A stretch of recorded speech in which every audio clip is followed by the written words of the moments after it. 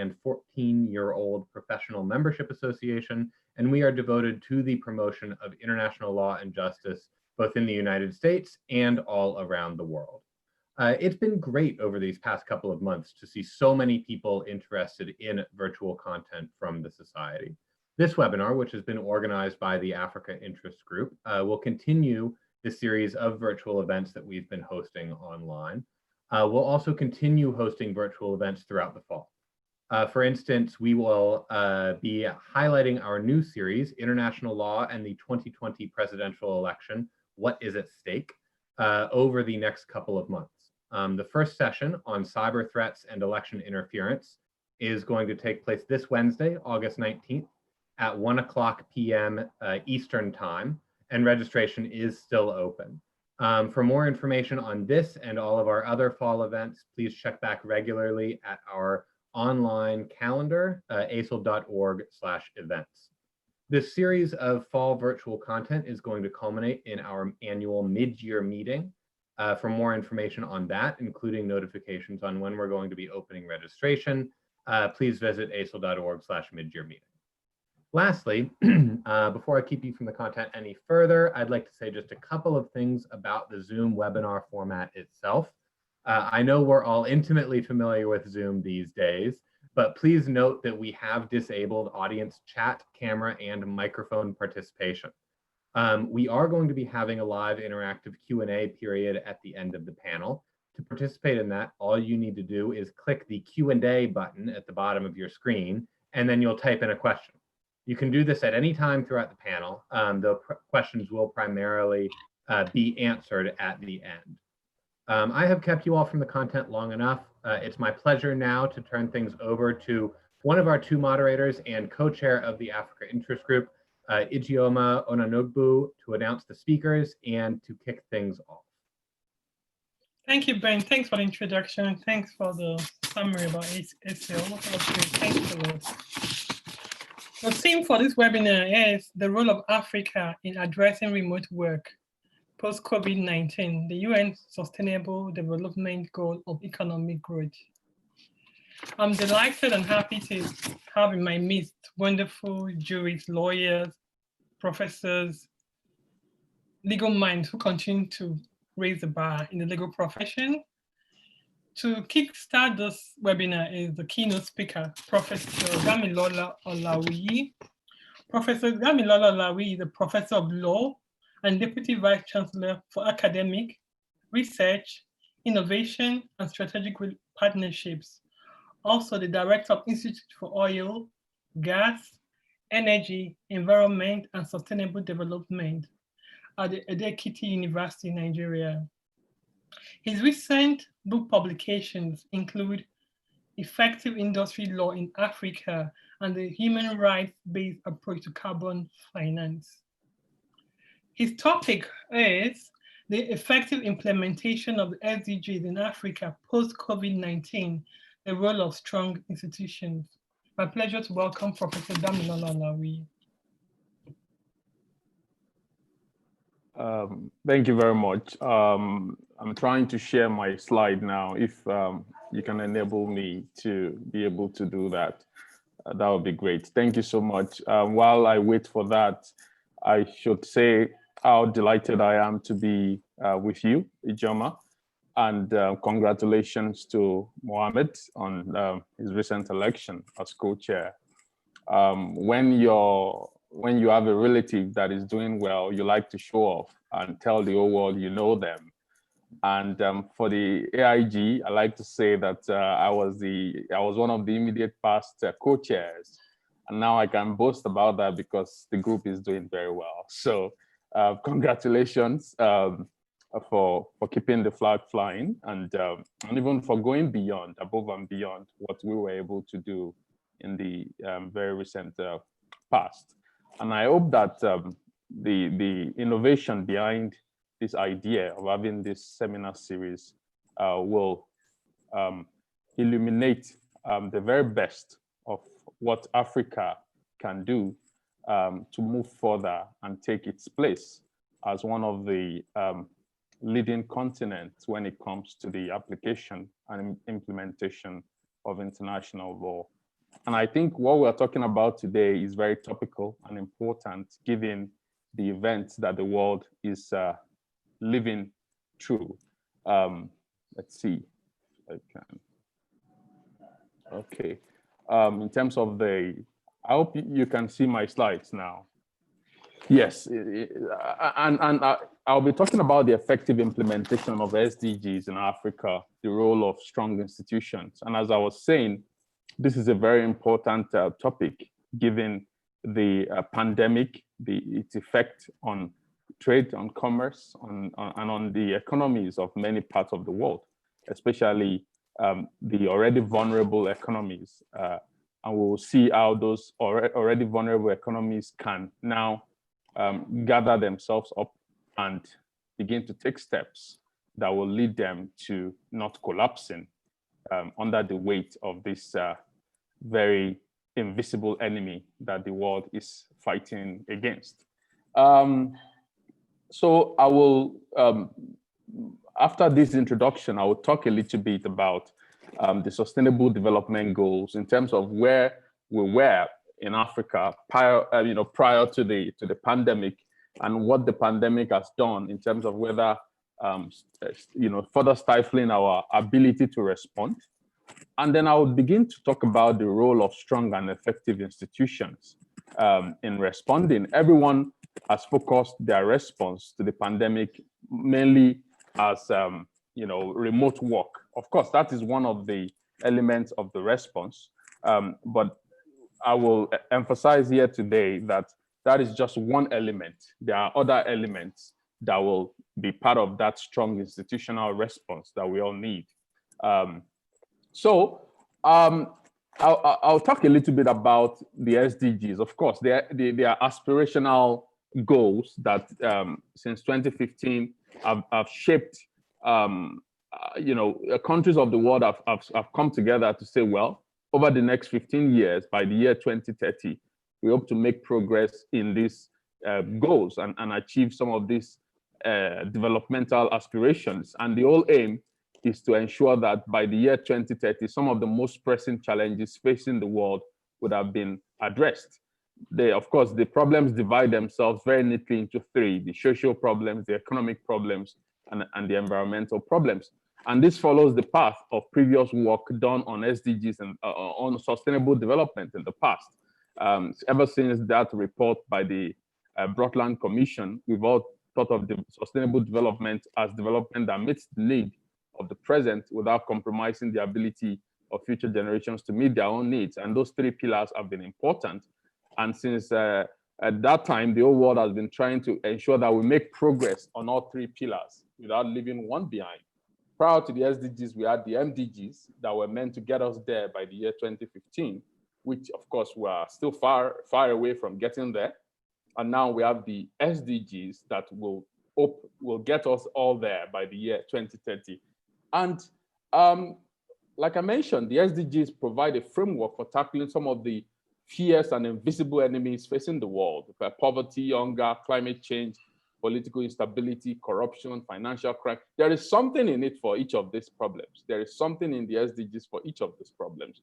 And of course, COVID-19 has become the most recent problem facing the world, the most recent invisible enemy facing the world. The SDGs already contain robust statements on health, on addressing diseases, but I think no one expected that the pandemic would shut down economic, social, and all aspects of development down at the same time.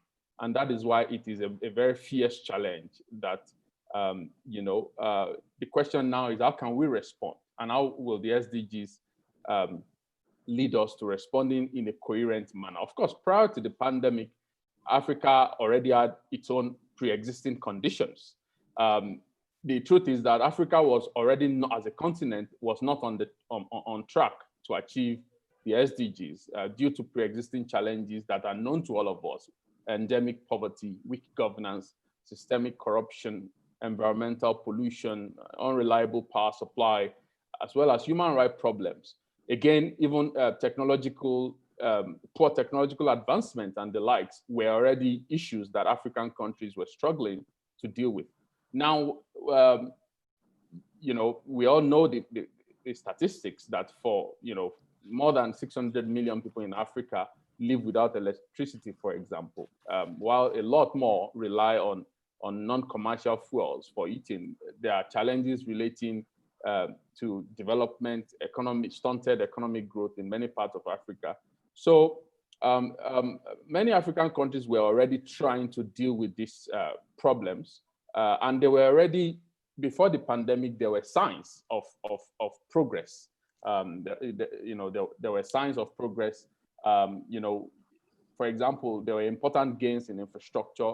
There were important gains being made in technology as well. You had new forms of phone-based money transfer payments springing up in Kenya, for example, the M-Pesa and the like. So Africa was already on track, not on track of achieving the SDGs, but already making progress in terms of one key progress made is that at least there's a realization that there was a problem and there were genuine attempts, genuine efforts to address those problems. For example, in the infrastructure sector, a lot of African countries have increasingly announced infrastructure expansion programs that were supposed to get them, at least the target or the aim was to reduce the gap as much as possible. Of course, we've also seen progress in terms of regional economic integration. Prior to the pandemic, there was huge hope that the AfTA or African Continental Trade Area Agreement was meant to sort of boost regional harmonization across the continent. And studies show that by the year 2040, the agreement was meant to boost trade by as much as 25%. But again, what we have seen is that just like the story of the continent, whenever there is any form of renewed optimism, then something comes in the wheel of progress. And I think that is exactly what this pandemic has done. The pandemic has definitely slowed down progress in all of these areas I've talked about, whether it is infrastructure projects, whether it is in social development. And not only has it slowed down progress, it has also revealed how far behind we are in terms of, the SDGs. For example, countries without strong healthcare infrastructure have basically collapsed under the weight of the pandemic. Disaster response, resilience planning, education. In education, it's been a disaster, and for example, in Nigeria, for example, many of the universities they've had to shut down. There's nothing going on. Only private universities like Abuad have been able to continue to operate. So the pandemic has shown that due to many years of stunted growth and lack of sustained progress, the pandemic has revealed the true state and the lack of the low levels of technological advancement in many parts of the continent. Also, with almost near zero capacity for online dispute resolution, a lot of courts across the continent have struggled to continue with dispute resolution. For example, in Nigeria, for many months, it was even debated whether using online dispute resolution was constitutional, which I thought that was very absurd because, anyway, I would not continue along that path, but I would say that it was a debate that was unnecessary in the first place, especially with the whole world struggling to keep justice delivery going. Of course, now there is a little bit of progress in terms of now the courts were able to say, yes, it's constitutional, so let's start. But saying let's start further then revealed how unprepared the system was to cope with the rigors of online dispute resolution due to a lot of technological gaps and the likes. So, and of course, the result is that over the last few months, we've seen a spike in criminality, domestic violence, even suicide rates in many parts of the continent. For example, just last week, we heard about the terrorist attack by the Boko Haram sect in Cameroon. There've also been increased criminality and attacks in Borno, in Nigeria.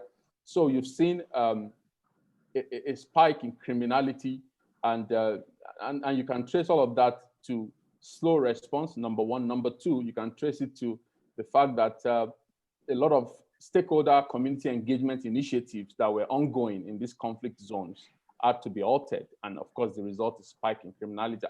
I've been directly affected by this because prior to the pandemic, I was leading a World Bank project in Nigeria that was meant to address some of this conflict in the oil and gas producing areas. But since this pandemic, we've had to stop it. We've had to stop everything. We've had to stop the negotiations. We've had to stop the capacity development plans we had for the militants. And of course, I wasn't too shocked to hear that some of them are already dusting off their tools to resume militancy.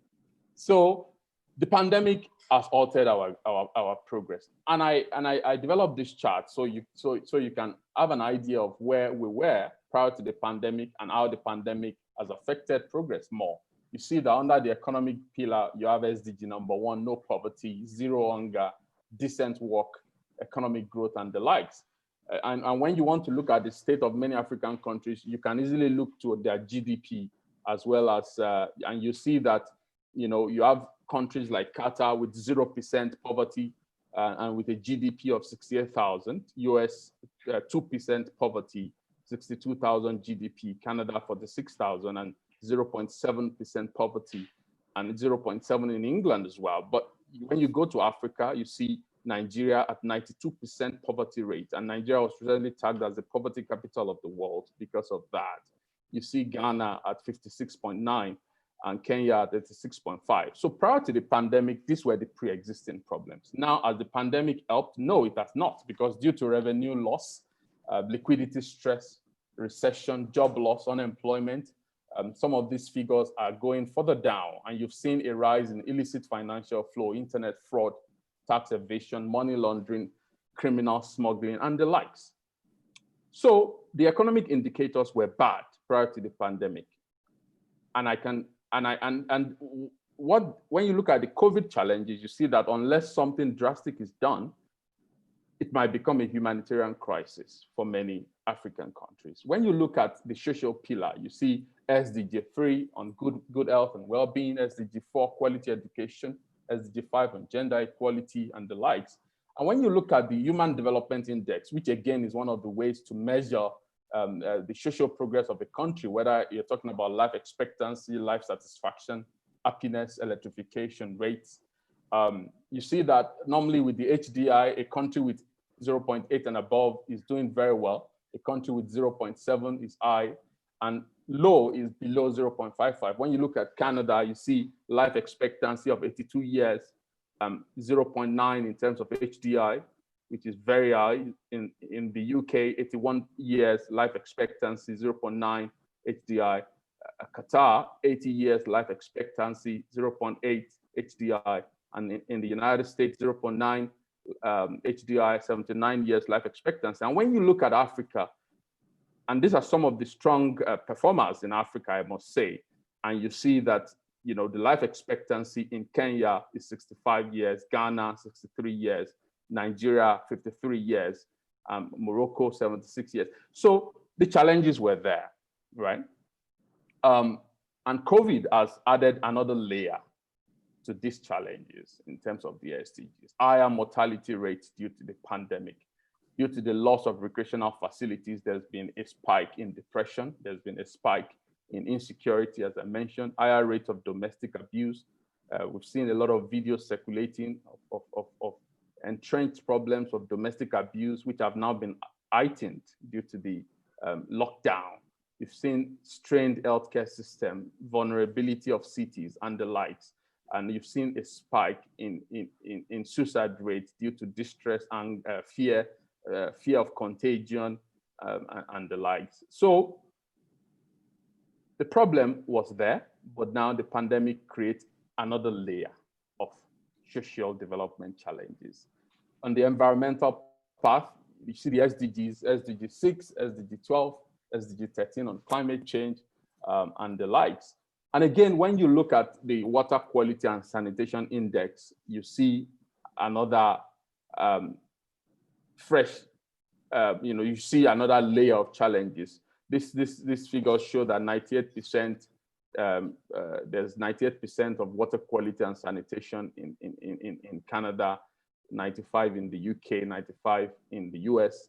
But again, when you look at Nigeria, you see 7.7%, Kenya 0.63, and the likes. And recently, I know Nigeria was pointed out as one of the countries with the highest defecation rates in the world due to poor water quality and sanitation. Drop in airport, of course, the COVID challenges have heightened some of these problems again. I have been involved in a litigation recently in which we've seen a rise in poaching due to the fact that many of the parks have had to shut down due to the pandemic. You've seen a reversal of environmental programs. Now, all these things are not to say that Africa is not making progress. But like I say, the real challenge for African countries right now is beyond the SDGs. It is more of even bridging the gap, the SDG gap. There is just such a huge gap that needs to be addressed. And with the pandemic, without early and holistic policy response, like I said, chances are that the pandemic might quickly morph into socioeconomic, humanitarian, and political crisis in Africa. And it could widen the already huge gap that many African countries were trying desperately to bridge. For example, the current government in Nigeria has initiated a number of programs meant to bridge some of these gaps. But I would say that post-pandemic, some of those efforts now have to be doubled, if we don't want to have a situation of humanitarian crisis, especially in conflict-prone zones. So without strong and supportive institutions, progress might be very impossible. For example, strong and legal institutions are required in any form of progress that a society is trying to make, whether you're trying to attract FDIs, whether you're trying to develop new infrastructure to address some of those SDG gaps, whether you're trying to ensure that schools are not shut down due to the pandemic. All of this would require strong institutions. Whether you're trying to address corruption, you cannot address corruption without strong institutions. And I always say African countries will like to, philosophize and think about the strong leader, the strong mayor in town who would solve all the problems in one day. But the experiences of many African countries show that you don't need a strong emperor in town, you need a strong institution. Because many of the countries that are doing well today in the world have strong institutions, and it doesn't really matter. It's just like some of the strong football teams that we love to watch.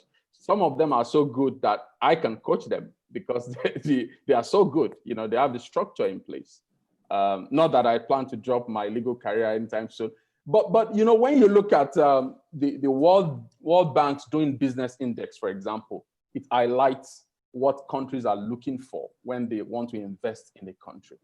So, simplified processes. And I've put some of this in bold because you will see that everything in bold, and you would agree with me, they all talk about almost, internet technology. Whether you're talking about simplified process, how can you have a simplified process without online access? Whether you're talking about open, predictable, and business-friendly legislation, it will be open if it is accessible online. These are business requirements before the pandemic, but now the pandemic has even shown that without strong institutions that are technologically driven, it will be difficult for many African countries to bridge the SDG gaps. Tax incentives, flexible entry, access to fair and timely dispute resolution, these are the things countries are looking for. Enhanced legal framework for technology transfer, simplified labor, strong and transparent PPP regulations, understanding IP issues, reduce legal. These are the ingredients, and these are the determinants of the flow of FDIs. Now, all of the highlighted indicators require strong, effective, innovative, and technology-driven institutions.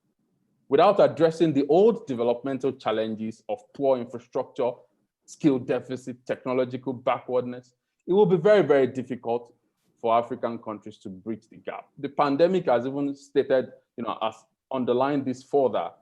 It provides an opportunity for African countries to reset their laws, to sort of adjust to the emerging realities in the post-pandemic workplace. So in terms of the three lessons, for African countries to thrive in the new normal, I do think three main things are required. Number one is remote access. In a recent survey, close to 75% of the CFOs, the chief financial officers, and leaders, executive leaders interviewed show that they are about to shift their company's employees to remote working. Doing business post-COVID will require remote access to business registration, e-commerce, procurement, filing, digitization of work, of law practice, online dispute resolution, and the likes. So, and when you look at Africa, there is the World Economic Forum recently released the Work from Home Feasibility Index, and it shows that many African countries are not even ready for work from home. When we talk about work from home, we all think about the big cities, but what about the peasants or the farmers or the low-income secretarial staff that does not live in the main city, that lives in the rural communities?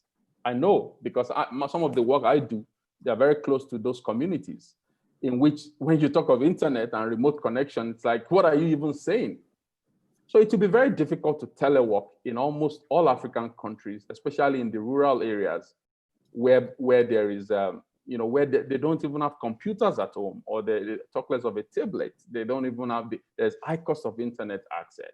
They don't even have electricity and the like. So it will be very difficult to talk about remote work in those contexts. Number two that I want to identify is interoperability. That is the ability of institutions to function as one. The ability to share resources as one. You see that one of the biggest challenges in many African countries is the tendency of institutions to function independently of one another. If you want this, go to the Ministry of Works. If you want that, go to the Ministry of Water, or go to the Ministry of Happiness, as some countries now have. So without tying all these loose ends together, it will be difficult to achieve interoperability. And the OECD report recently shows that lack of interoperability is one of the key reasons why the pandemic has hit a lot of countries so hard. A third one that I will like, and I suggest there is a need for one institution approach, open information exchange architecture. The last one, of course, is the need for innovative and responsive laws.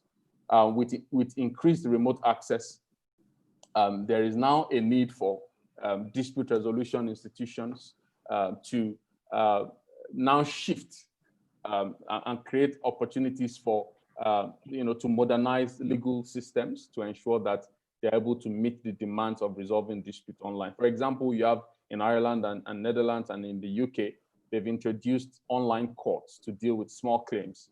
They've now introduced what they call e-justice system, in which and very recently you had a UK High Court trial which was conducted in a virtual courtroom and was streamed live on the YouTube platform, following the UK Coronavirus Act, which allowed them to do that. This is the sort of innovation that we need across the continent in terms of delivering e-justice. Of course, to be able to achieve that, there will be a need to update court rules to allow giving evidence via video conferencing, swearing in of witnesses, distant participation, streaming on YouTube, for example, was in order to meet the requirement of public hearing.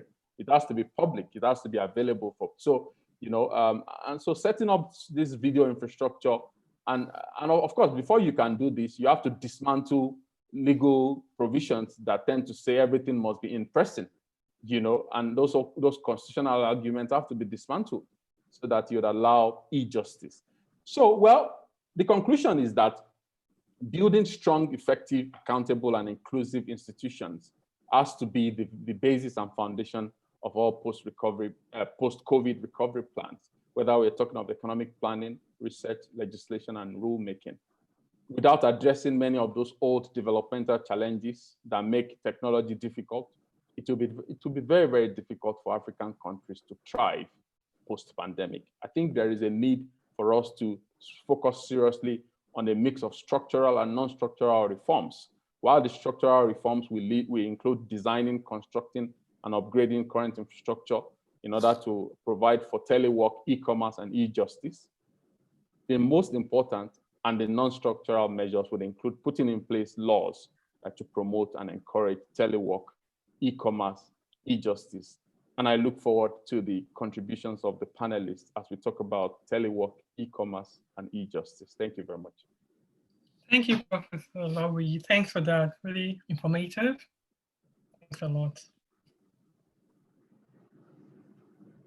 Thank you. Thank you, Professor. It's my pleasure and privilege to be introducing our next speaker. Our next speaker is Professor Sope Williams Elebe. She is a professor and head of the Department of Mercantile Law and the Deputy Director of the African Procurement Law Unit at Stellenbosch University in South Africa. She is a highly regarded expert on issues such as public procurement, anti-corruption, and development law. She has also published several books, the latest of which is entitled Public Procurement Regulation in Africa, Development in Uncertain Times, published by LexisNexis in 2020. She's also published Public Procurement Regulation, the 21st Century Africa in 2018. And in 2012, she published Fighting Corruption in Public Procurement with Hart Publishing in 2012. She is a proud holder of a PhD in public procurement and anti-corruption from the University of Nottingham in England. And she's also taught in several other universities, including in Nottingham, Lagos, and Stirling. So without further ado, Professor Williams Elebe, over to you. Thank you everyone, and thank you for inviting me. So I'm going to be talking about remote learning for Africans, bridging the digital infrastructure gap. So of course, the pandemic has brought to the fore a lot of shortcomings in Africa, especially in relation to digitalization in education. So whilst many countries in the global north were able to transition to emergency remote learning with few obstacles, if you like, many African educational institutions have struggled. And in some countries, and I think Damilola already said this, learning in public sector, primary, secondary, and tertiary education institutions has come to a complete halt. And so we have now a divide between privately funded and publicly funded institutions, in which the privately funded ones have continued learning. And this is just going to widen the inequalities and the wealth gap in these countries in the future. So I'm going to be talking about some of the steps needed to bridge this gap in African countries in relation to education systems. So what do we mean by the digital gap? And the definition for it has been given by Schenglin and some other authors as the gap in usage and access to digital infrastructure and services between individuals, households, businesses, or geographical areas. So the digital gap is wider between African countries and many other countries. And then again, we have some specific aspects of the gap that are peculiar to Africa. So some of these challenges that are peculiar to Africa are the lack of access to digital infrastructure. And by that, I mean lack of access to the internet, especially in rural, remote, or disadvantaged or underserved areas in some African countries. So poor connectivity or no connectivity at all. We also struggle with the issue of affordability of devices and data, digital services. Of course, in many African countries are importers of digital devices, and that means that some of those price points are a bit difficult. Apart from the lack of access and affordability, we also have the challenge of inadequate skills to actually benefit fully from digital technologies, and then issues with inequality of outcomes, especially when you talk about new technologies such as AI and blockchain and such like. So that's basically some of the issues that Africa is facing generally in relation to digitalization. In relation to education, we have further problems. Now, Professor Francis Wang, who is the president of the International Association of Law Schools, made a comment recently about the pandemic. And I'll just quote him. He says that we are coming to the realization that this is a transformative event. There is no way back. We must focus on what lies ahead. This shift has challenged some basic assumptions on how we teach and how our students learn. Worldwide, all formal education became remote. Schools had to go virtual. Some succeeded, some struggled, and a few simply stopped. Now in Africa, we have a lot of those countries that simply stopped. Between April and June of 2020, the International Association of Law Schools actually sent out a survey to law students from undergraduate to postgraduate to try and assess their experience with going remote. And so this association obviously is the International Association of Law Schools rather, and they have membership from law schools all over the world. And it was very instructive to actually see the discrepancies between student experiences in Africa and in other continents. So in Africa, 49% of students, so these are law students, undergraduate to postgraduates, as I said, 49% of these students indicated that since their schools went online, or since we switched to remote learning, the quality of their education has worsened, which is basically half of the students, which is quite quite a sad statistic. In Africa, the biggest issues that students are facing, so the technical issues are the low bandwidth, the lack of online skills, and the lack of support, of technical supports when they've gone online. In Africa, we've also struggled to have synchronous learning, and that's primarily because of things to do with connectivity, the low bandwidth I mentioned earlier, reliability, and cost of internet services and data. So for instance, in my university, we've had to basically do away with synchronous learning because students struggle with connectivity, even though we've been able to have zero-rated websites for our educational platforms. But of course, connectivity at home is a different issue. And then of course, there's the issue of electricity outages as well. Another statistic that came out of this survey was the fact that in Africa, 63% of students want to return to face-to-face teaching, compared with 44% of European students. So of course, you can see that a majority of African students are struggling to be at home.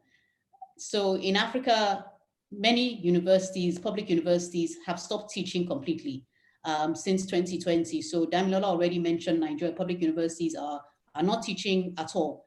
So if there's any learning going on, it's all self-study by the students. In Uganda, it's also a very similar story. There's no there's no remote teaching, there's no online learning going on for public universities. So what are the implications of this? Of course, I mentioned already that this is going to increase the inequalities and the wealth gap between wealthier Africans and those who are attending public universities, and also will increase the inequalities between African graduates and others in future. We're likely to see higher dropout rates. Now, if students are home from March until whenever the universities resume, they're going to be some, because of loss of earnings, loss of family earnings, are going to drop out. And I think that's going to have a direct impact, especially on female education and agency. And that will undermine SDG 4.5 on gender disparities in education, and SDG 8.6 on the proportion of youth that should be in education or employment. And then the other thing I think, which is probably a little bit more worrisome, is that what would be the impact of this on students who are in sectors such as in medicine or studying medicine, or other health sciences. If you've been out of school for 9 months or a year and then you go back, what implication will that have, or what impact will that have on your your lifelong learning? I think on the positive side, and I'm seeing this a little bit in South Africa, is a lot of students have had to find ways to have started basically small businesses to try to contribute to the family income. So we are seeing increased youth entrepreneurship on a limited scale. So given all these challenges, how do we actually address this issue? I think that one of the things that governments in Africa need to do is to really recognize and accept that access to digital infrastructure is is a human right. It's a public good, and it should be treated with the same, the same importance as other sectors, such as education, health, etc. So we have to have long-term strategies to provide schools with the infrastructure, the training, and the capacity needed for remote learning and blended learning in the future. So we have to really ensure that the current lack of access to digital infrastructure in rural areas, remote areas, or underserved areas have to be addressed, especially around the middle, the last, and the invisible mile in African countries. Also, affordability of devices and digital services. We must put in policies that will enable increased competition.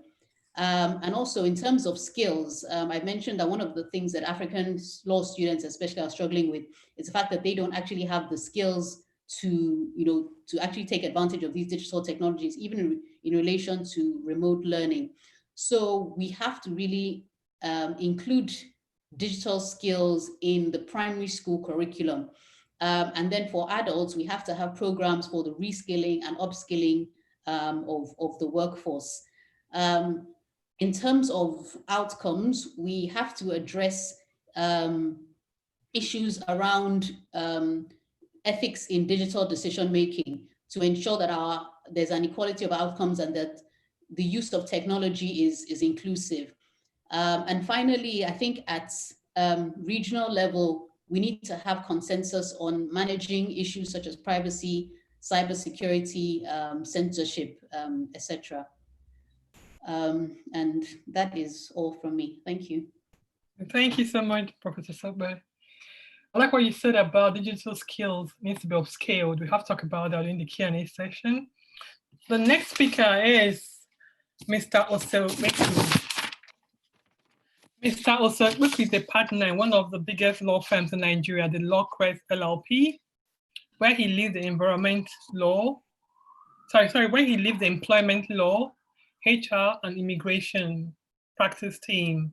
He's also a member of the Energy and Projects team, and also a member of the SBL group of the Nigerian Bar Association. Also, he has led the HR integration process of significant mergers and acquisitions in the energy, finance, and FMCG sectors. He is regularly engaged by multinationals to assist in reviewing the HR policies and procedures, as well as developing functional employee engagement frameworks. Mr. Oseweku's topic is remote work in Africa, ILO decent work agenda, and the impact of SDGs. Thank you, Joma, for that introduction. For a moment, I couldn't recognize myself, but thank you very much for that.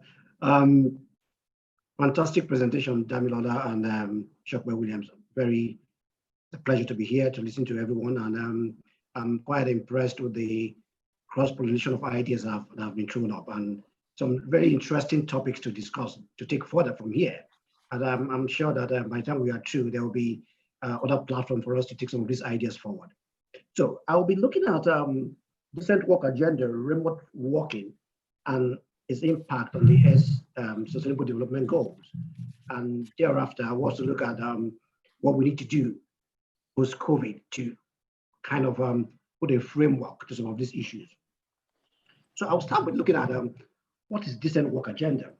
The ILO defines decent work agenda as productive work for men and women under conditions of equity and human rights.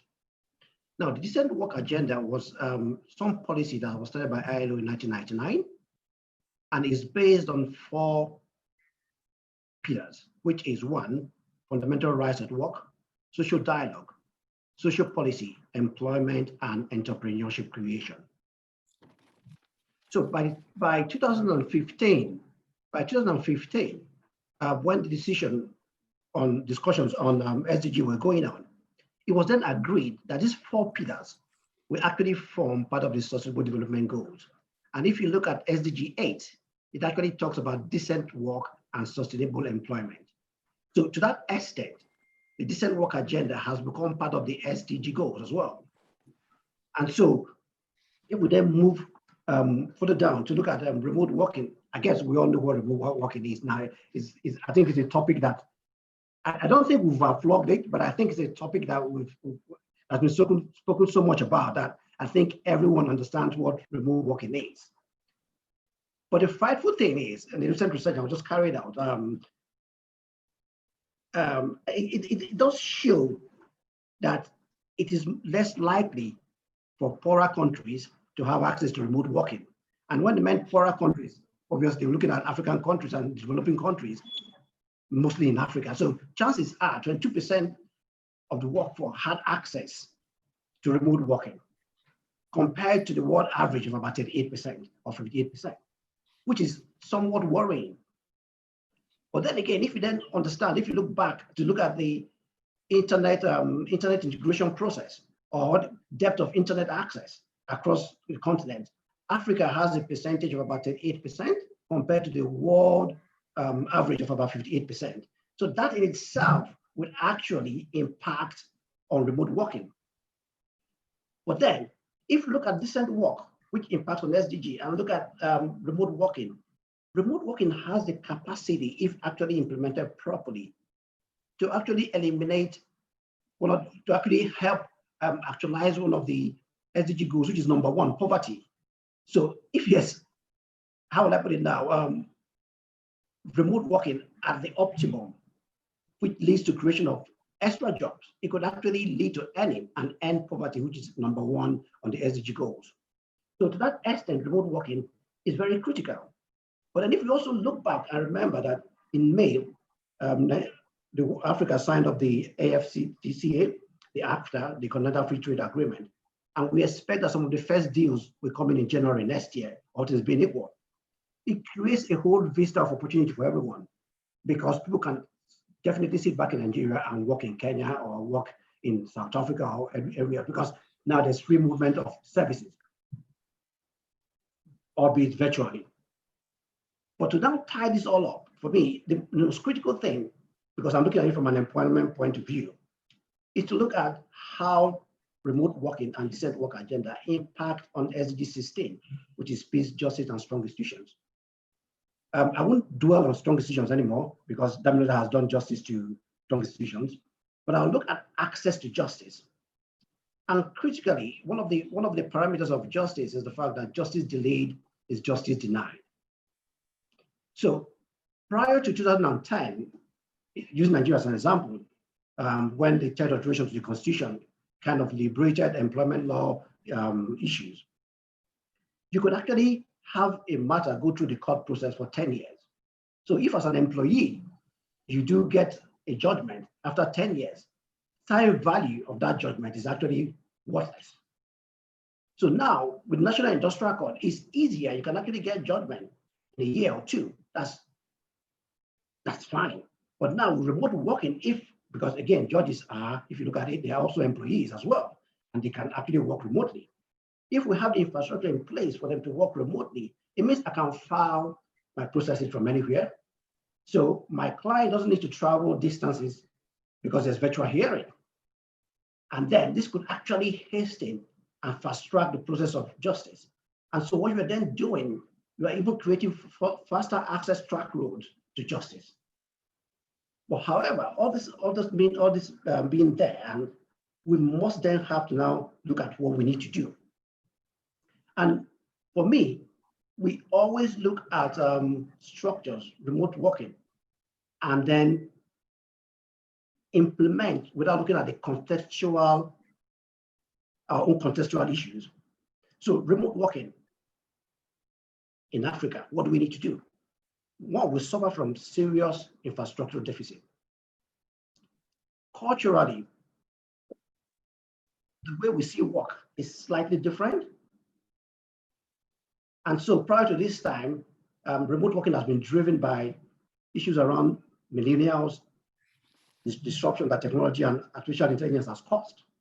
But pandemic has actually made us realize that it's either you ship in or you ship out. So if you don't change and adapt, you'll probably shop out and short shop. So, but if we then go back and sit back a bit and look at it, the way we contextually as Africans do work is slightly different. work is also some form of social interaction. So in the context of implementing remote working, we must also look at our contextual issues. So we struggle with infrastructural deficit. And I will give plaudits to Lagos State, because recently Lagos State has started, in Nigeria, has started a process of broadband integration. So they are laying fiber cables across the Lagos State to make sure that everybody has access to internet, which is one of the recommendations that we should do going forward. But quite apart from that, for some people, work is a form of interaction. And so for me to even begin to talk about remote working, we need to first of all build a structural legal framework. So for instance, in 2002, the EU had a framework agreement for teleworking. So a lot of countries in the EU, based on that framework agreement, have developed domestic statutes around remote working. In 2010, the United States passed the Federal Telework Enhancement Act. So in these countries, you definitely have a legal framework for remote working, which makes it structured, which makes it sustainable, and which gives a legal impetus to people who want to engage in remote working. The truth be said, remote working has come to stay. So we must find a way contextually to make it work for us in Africa. So for me, some of the things we need to do firstly is to find a way to have some form of structural legal framework put in place. Because currently, as we speak, it's mainly contractual. And the only reason why it's worked so far is that most organizations have taken the line of social dialogue as exposed by the IIO, and to that extent, they've been able to contractually bind people to do home working because they get to survive. But going forward, what do we then need to do? It's one thing to then have the legal framework. The next thing is, do we have the infrastructural support to actualize this legal framework? So we need to then start thinking of, hold on, we might not have broadband, we might not have this, what else can we do to make sure that remote working actually works? And then we then have to also understand that not, because that's always the issue, it becomes a fad, everybody wants to do home remote working, but that is not every sector that can actually do remote working. Now we have a situation where majority of work in Nigeria, as an African country, is informal sector. So how many of such people can actually do remote working? Because whether you like it or not, a lot of remote working is done amongst knowledge-based economy and knowledge-based work. So really, we need to put all those into context to begin to think. So with a factory hand in the beer factory or in the production factory be able to do remote working, no, that's not going to work. So how do we accommodate this? And so infrastructurally, we need to think about it. Structurally, in terms of the legal framework, we need to think about it. And then the health-wise, we need to also look at a very key issue that's arising, that's coming out from remote working. Because we are social beings in Africa, the seclusion of working from home is creating a major issue in mental health. And because we do not have a structured approach to dealing with mental health in Nigeria, it's a big problem. As I tell you, the only laws we have on mental health is the Lunacy Act of 1958, which only talks about sequestrating you or putting you in a mental home. I'm not talking about root cause issues. I'm looking at mental health as a continuum that has issues around depression, anxiety, panic attack, PTSD. Nobody addresses that. So you also have a situation where for some people, work was an escape from possibly domestic abuse or psychological abuse or emotional abuse. And then they have now had to start at home, working from home with the same person who's been abusing them. So you are creating another problem with mental illness. And so in trying to develop a remote working framework, we must look at the issues around the legal framework, technological infrastructure, and the social well-being, which talks about things like mental health and the total well-being of the individual, as well as work-life integration. And really, people are moving from work-life balance now to work-life integration, because work-life balance will presuppose that there is a balance divide between work and life, when really there's really no balance divide. It's a way of integrating the process to make a wholesome, well-being human being. So, and I will stop it at here and wait for my other panelists to chip in on this as well. Thank you. Thank you, Mr. Sepwek. Thanks for that insightful presentation. The next speaker is Professor Fumi Olonisikan. She's the Vice President. She's the Vice President and Vice Principal International and Professor of Security, Leadership and Development at the King's College London. She founded the African Leadership Center and aims to build the next generation of African scholars and analysts, governing cutting-edge knowledge for peace, security, and development in Africa. Professor Olonisikan has positioned her work to serve as a bridge between academia and the worlds of policy and practice. Her most recent research has focused on reclaiming narratives of peace and state building in Africa. Her topic is what COVID-19 teaches us about building peaceful societies. You're welcome, Professor Olonisikan. Thank you very much, Ijoma. Really appreciate it. I think it was good to have listened to all the different speakers before me, because I want to look at how to add value to some of the very cogent points that have been made. And the first point to be made is that I think it's important to revisit, and that has been alluded to revisit the structural roots of much of the points that have been made about why. The key point for me is, why are we at this particular juncture unable to transform the status quo? And why has it been possible for COVID-19, in a sense, to set us back as far back as we've heard our keynote speaker talk about, and others have reinforced that. And I think it requires that we go back to some of the basics that define the extent to which we're able to live in peaceful and sustainable societies. And in a sense, that complements Jose's point about, if you like, SDG Goal 16. Goal 16 in itself at the start seemed to me a bit of an add-on. It was the missing bit in the Millennium Development Goals. And finally, we have it.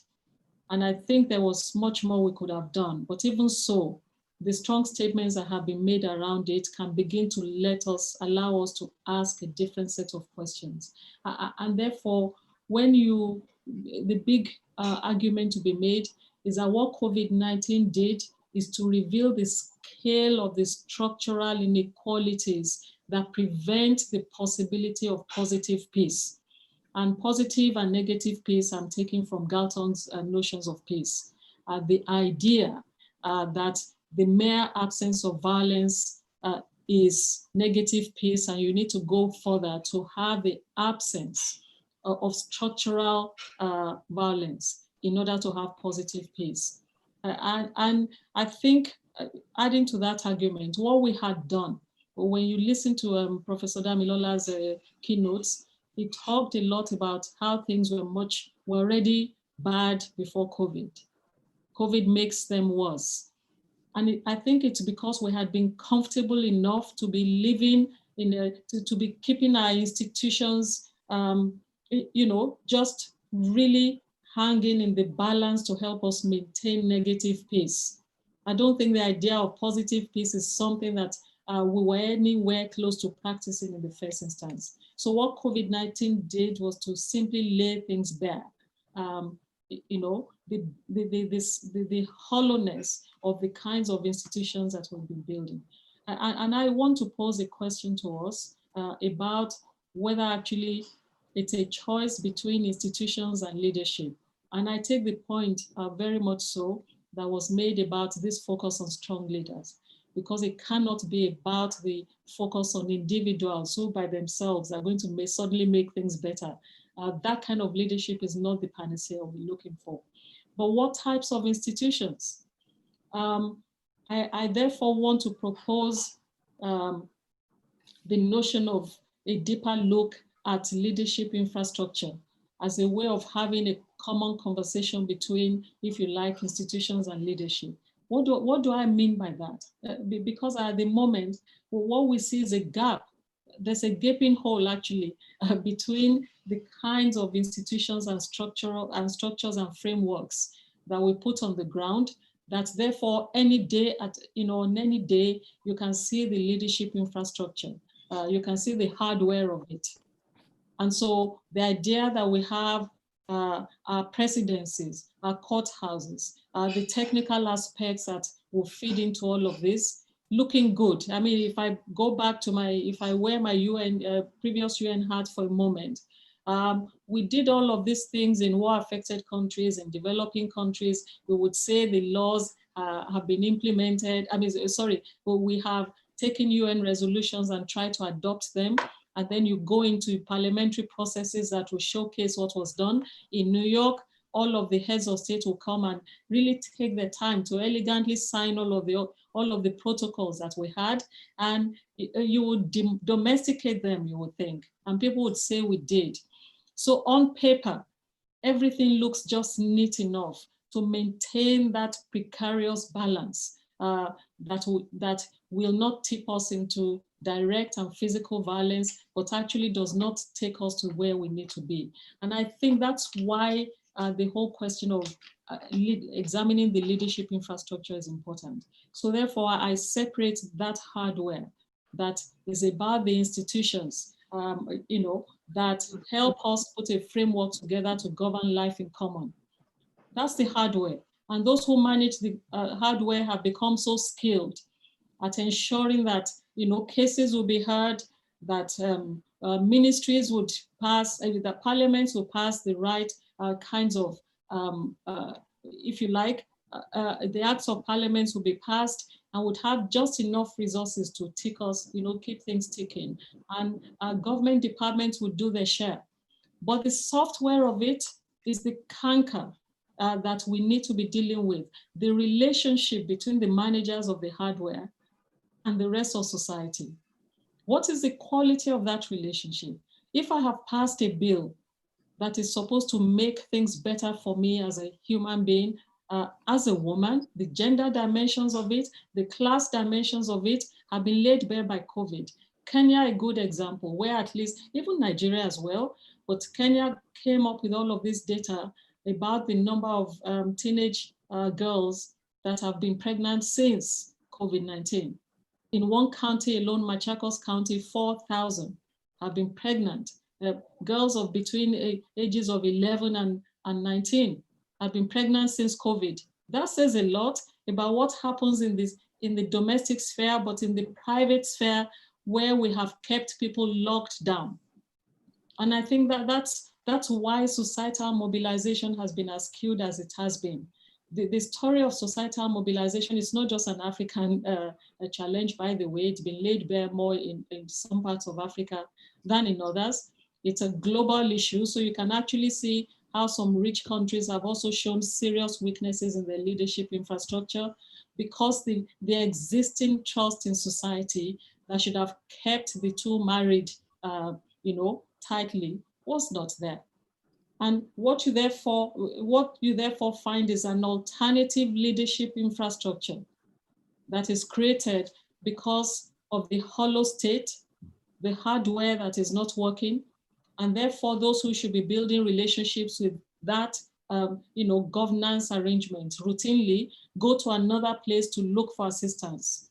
And that's why the relationship that is formed between non-state actors and citizens goes into these very devious areas where you have to, because lockdown therefore means a choice between, and we've seen it in some countries, they've said it physically, it's a choice between COVID-19 or hunger.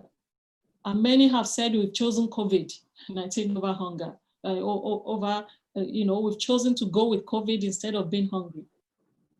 And that's why the Juakali workers on the streets of Kenya and the informal sector workers cannot be locked down. In any case, the places where they live, those places are not is not sustainable to live there. And the point's been made already by the previous panelists. And that's why I wanted to tease out this whole question of peace.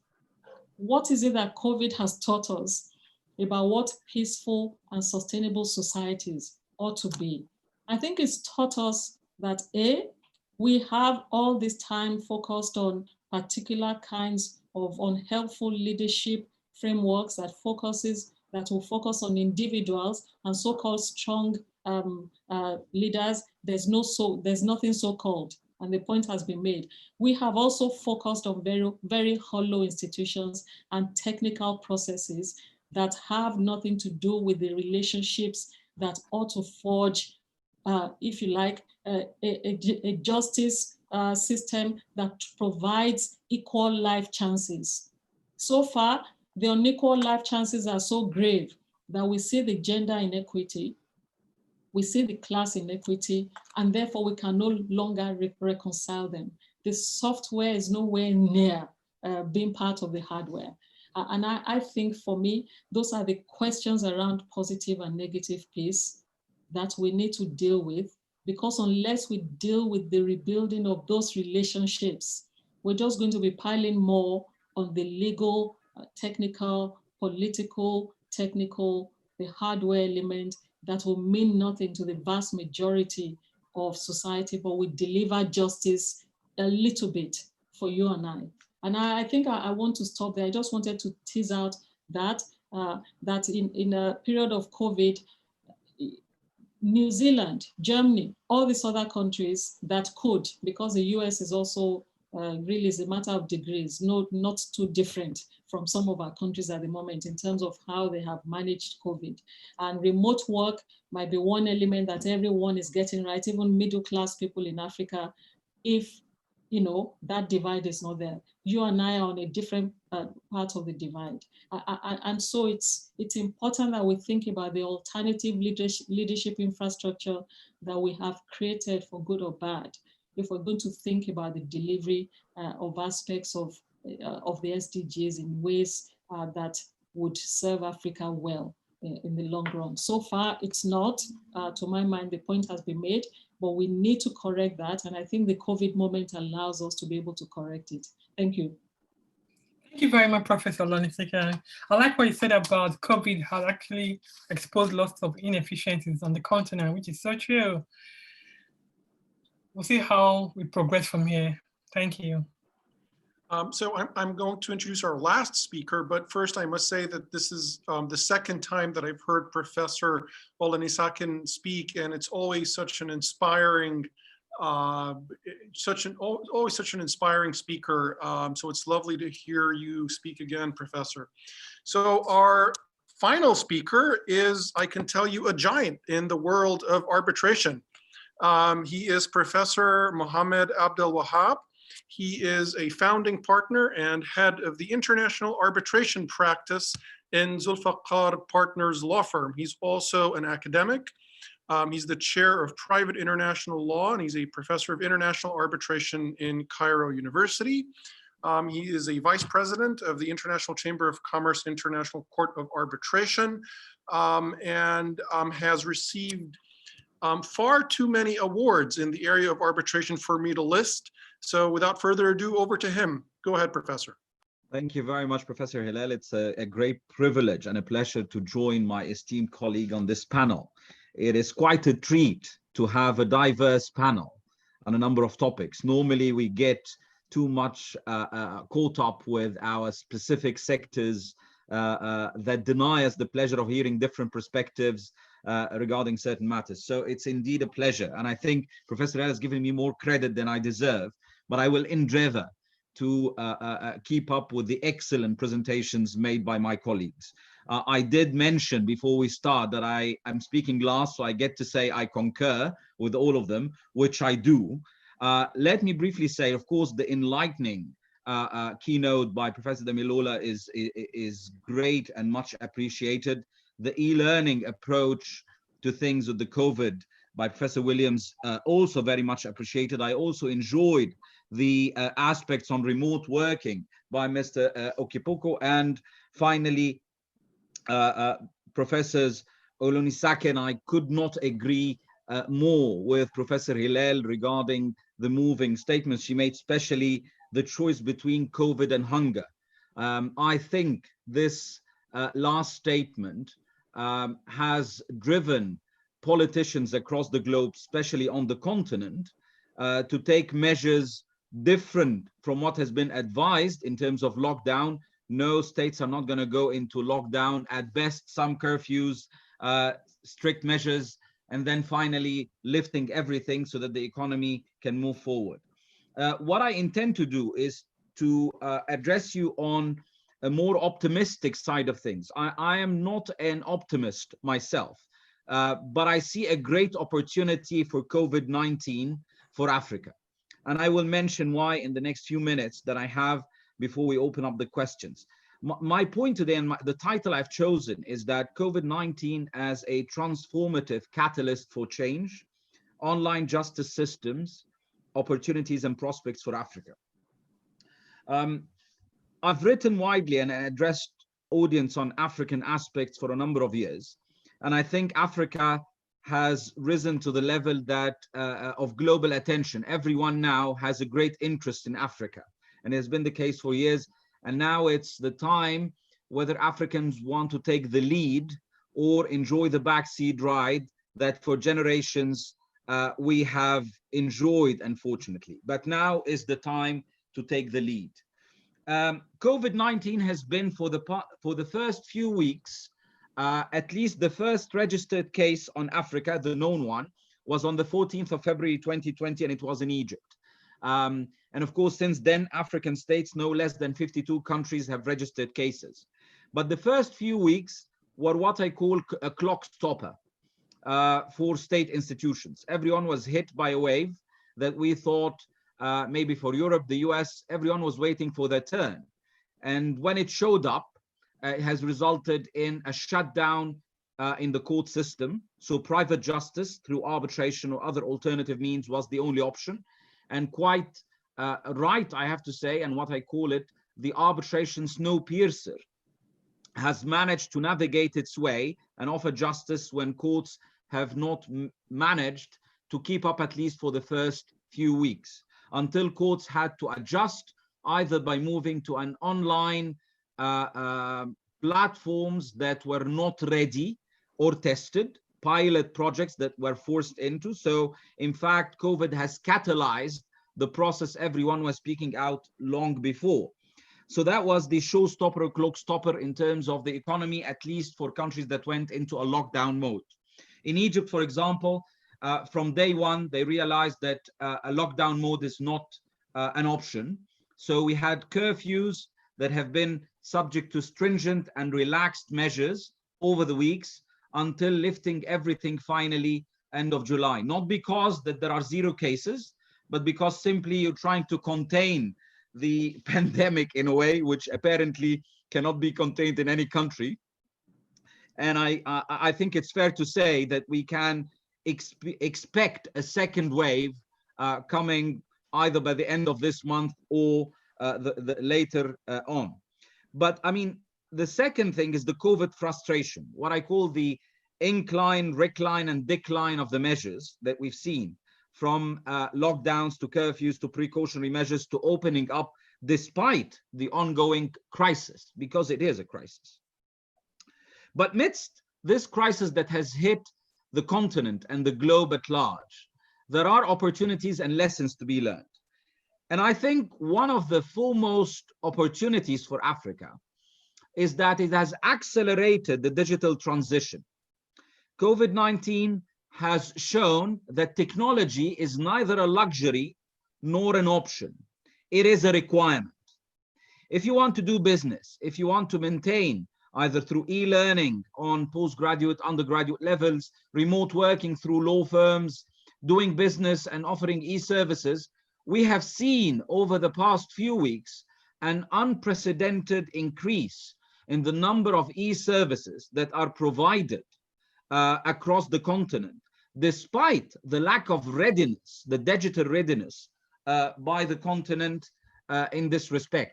We have seen even new services servicing to the market that were not experienced before, more on selling of online clothes, offering different services, medical services online, of course, the e-learning platforms. And I will use the wise words that Professor Williams has mentioned in relation to some countries or schools and universities have embraced technology or struggled with it, and few have lagged behind.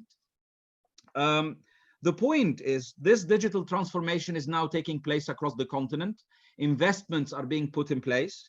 Of course, the risks that people do not speak of, but I think the challenge that we need to consider is the cybersecurity element. We do not have secure servers on the continent. And so this will become at the forefront of the issues to consider in due course. Cybersecurity is of paramount importance. The other risk I see, which it's both a double-edged sword, a risk and an opportunity, is that there is a risk of alienation or regionalism across the globe. And I can mention this in the arbitration world, where we see, in terms of online justice, we have virtual hearings. I had one today. We have it on a weekly basis.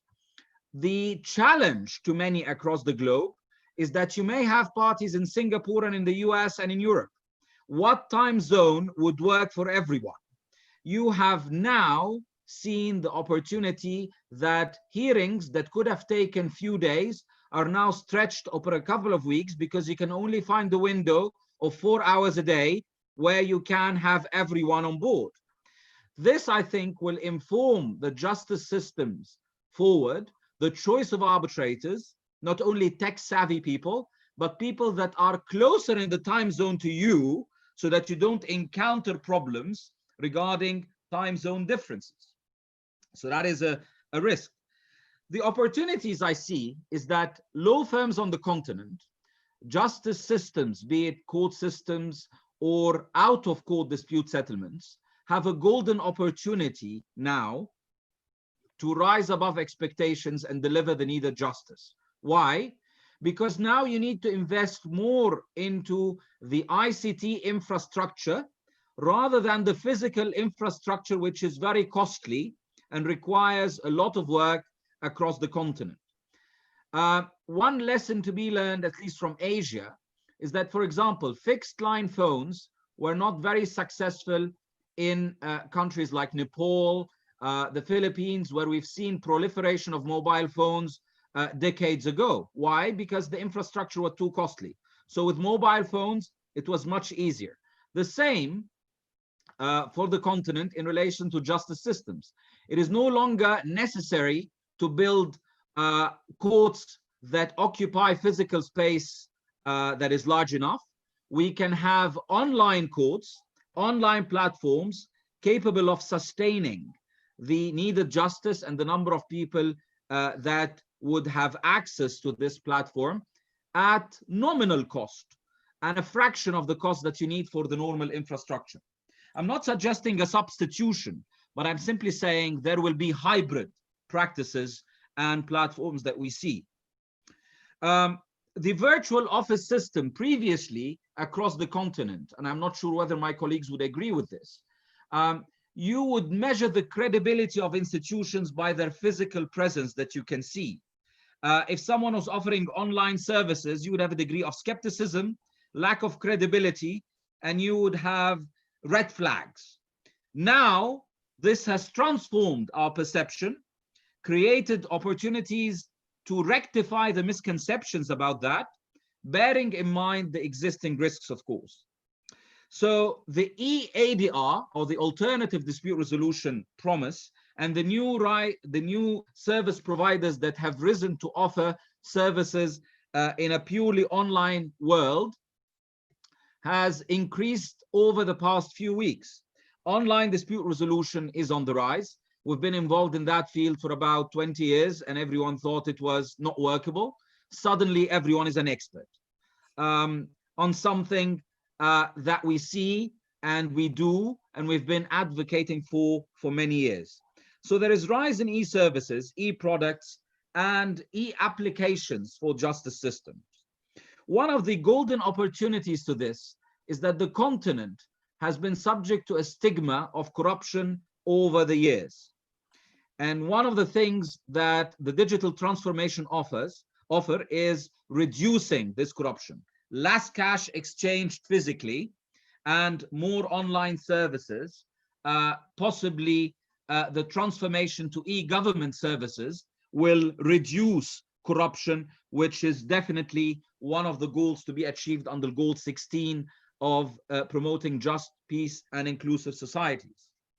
On the short term, of course, the supply chain has been affected, and this does affect the number of disputes. We see a rise in the number of disputes, the decrease in the ability of people to pay, and so this is not a good measure of economic sustainability or development. But this is on the short term. Why? Because of course we have more than 50% of the industrial machinery, manufacturing, and equipment is imported to the continent. The final products are also imported to the continent. So the global supply chains are affected. But on the medium and long term, this gives the continent an edge in terms of utilizing the human resources, the digital transformation, making best use of resources, solidifying the continental free trade agreement, the AfCFTA, as an opportunity or a vehicle for trade.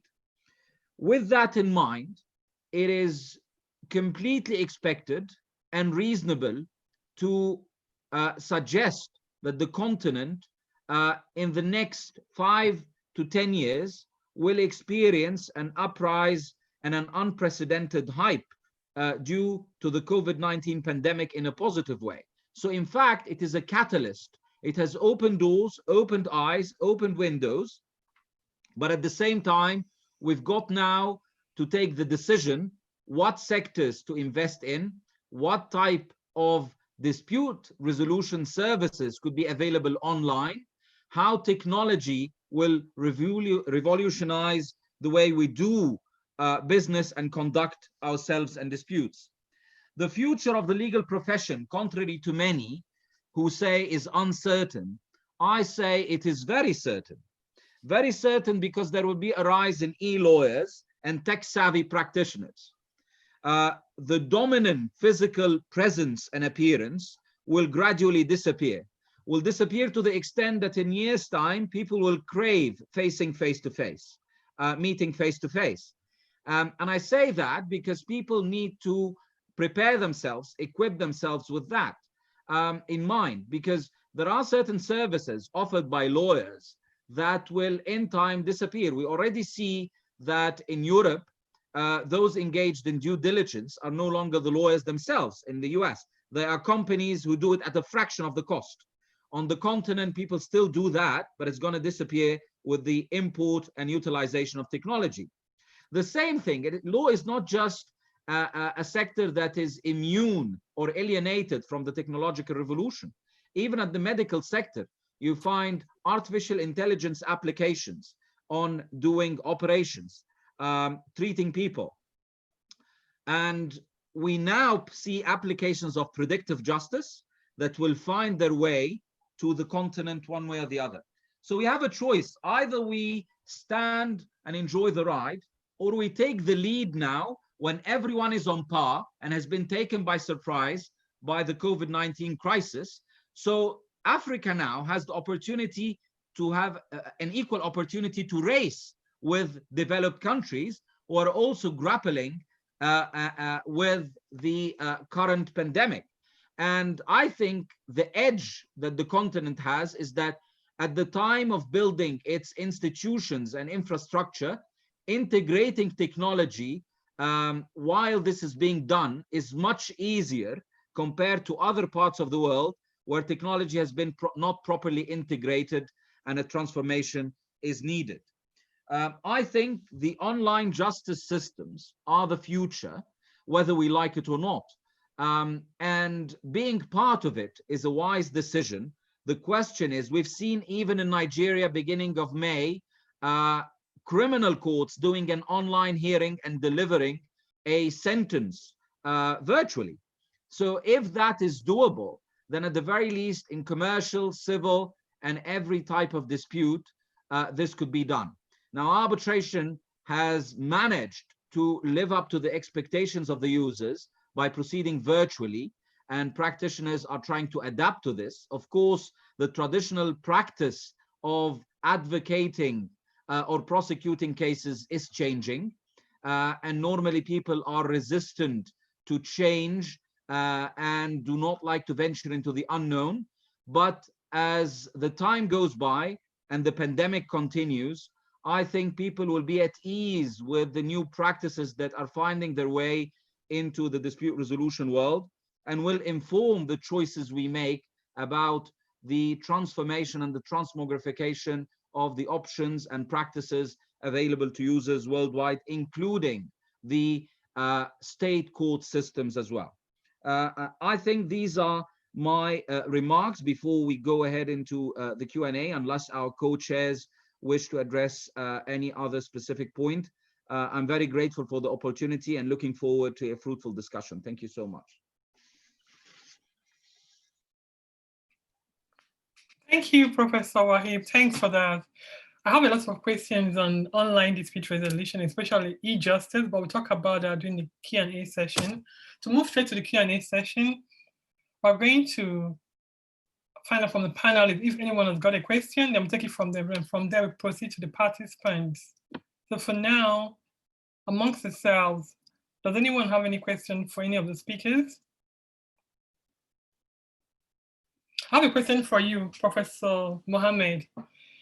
My question for you is that there's so much reservations by African lawyers on the growth of e-justice.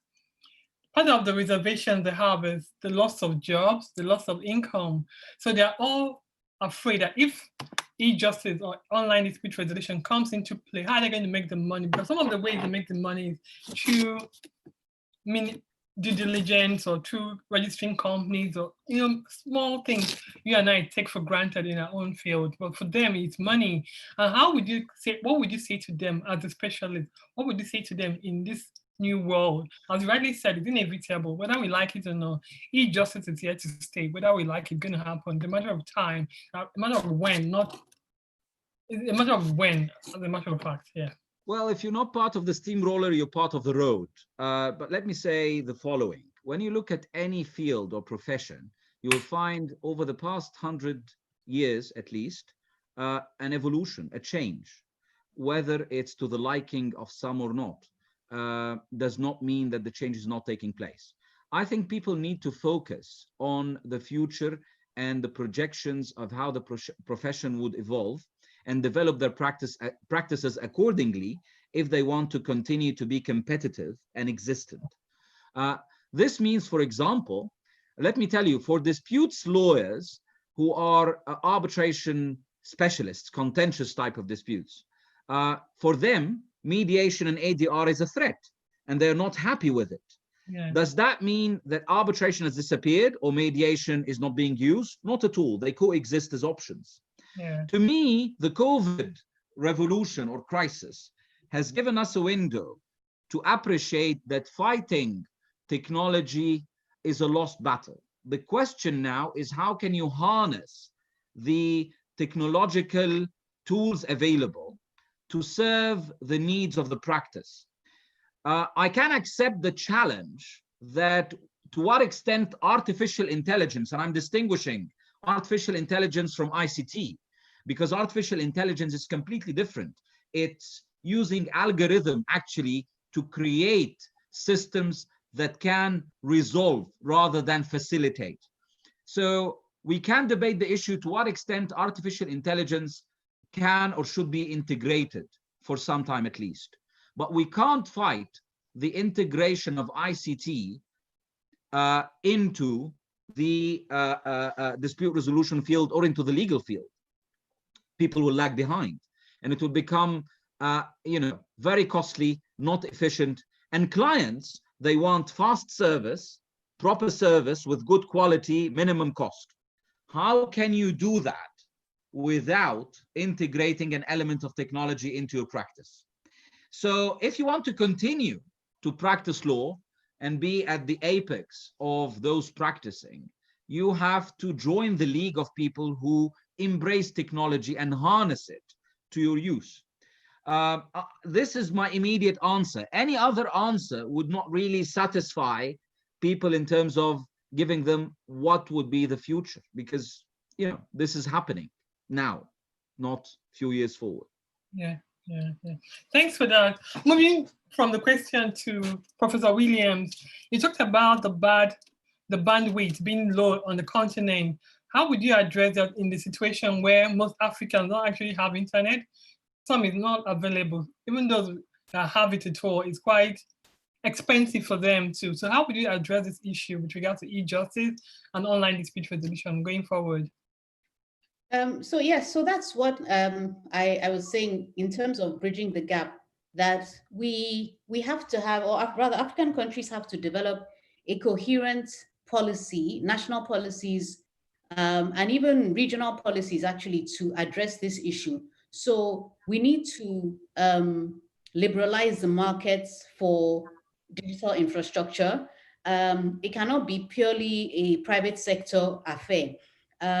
If there's any sector where government needs to provide subsidies to make sure that companies can actually come in, meet their costs, and actually provide this as a public good, then this is the sector, because so many things hinge on our digital infrastructure, and not having that reliable, effective digital infrastructure is holding us back in so many ways, as we've been discussing.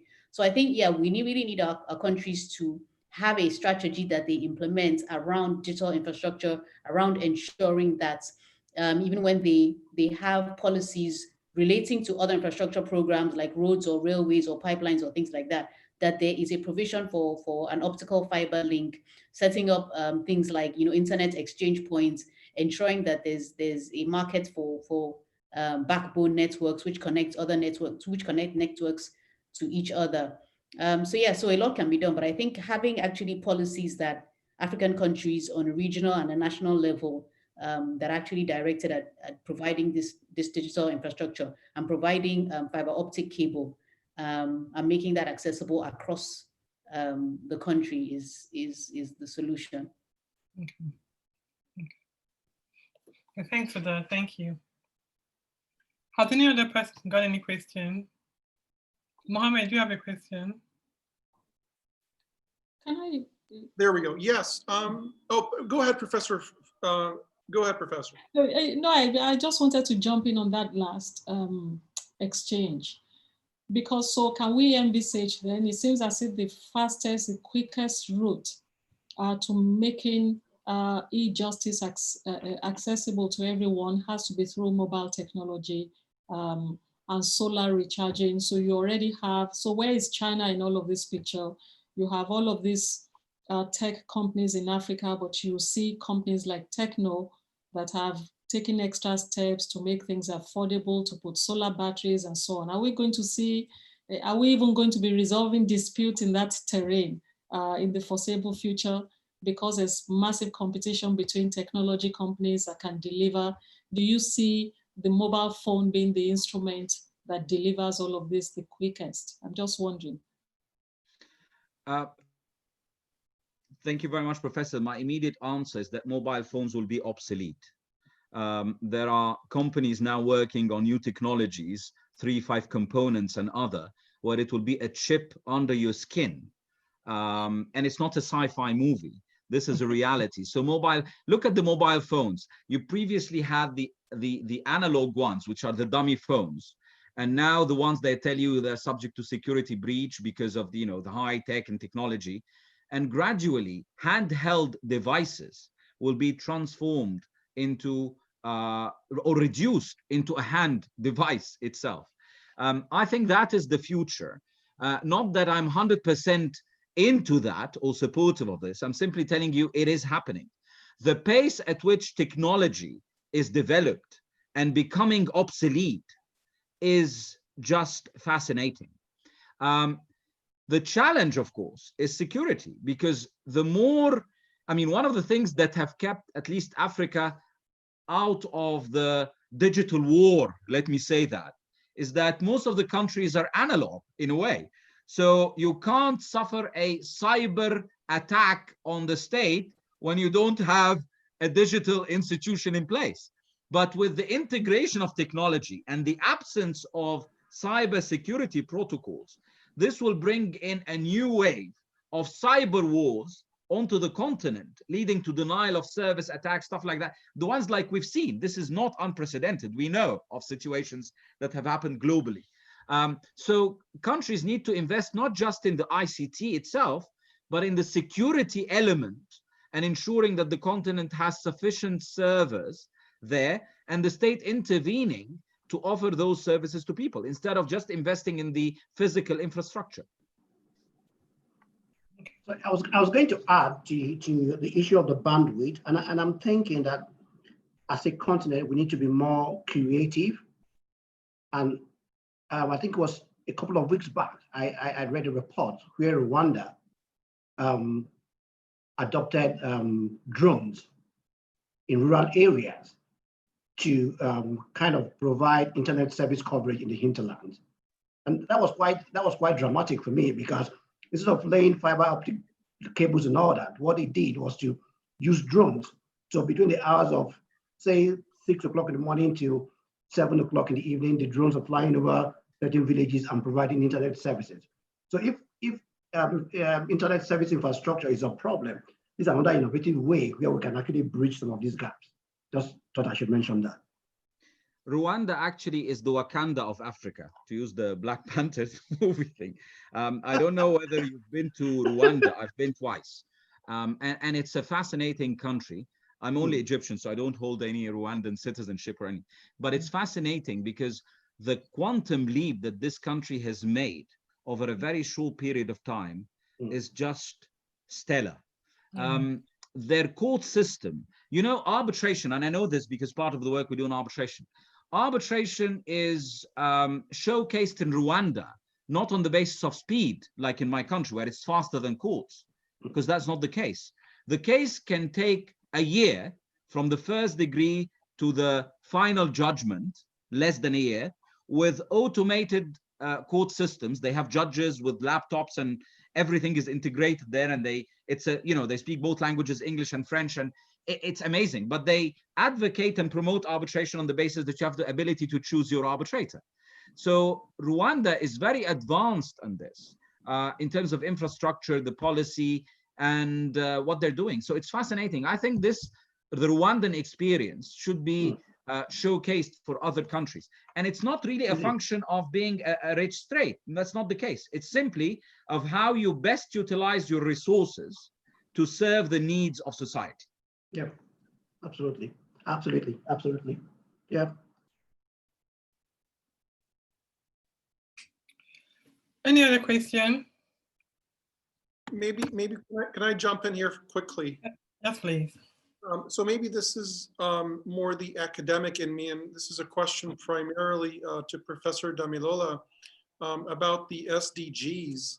And I'm wondering whether we could reflect critically on the Sustainable Development Goals, in the sense of, I'm wondering whether the content and structure of the SDGs is to some extent distracting us from another and perhaps more important conversation about whether the international economic structure and the international trade regime is causing severe distributional, sort of negative distributional effects that are harming Africa. And so while the international system is celebrating the SDGs and producing report upon report about the SDGs, the actual conversation we should be having is about the international trade regime and about the international economic regime. And since there are several arbitrators here, about the negative externalities of the international arbitration system. And so perhaps this is to Professor Damilola, but also to other panelists, about whether as Africans, we have become sort of co-opted by this international system and whether we should be having a critical conversation about these structures. Thank you.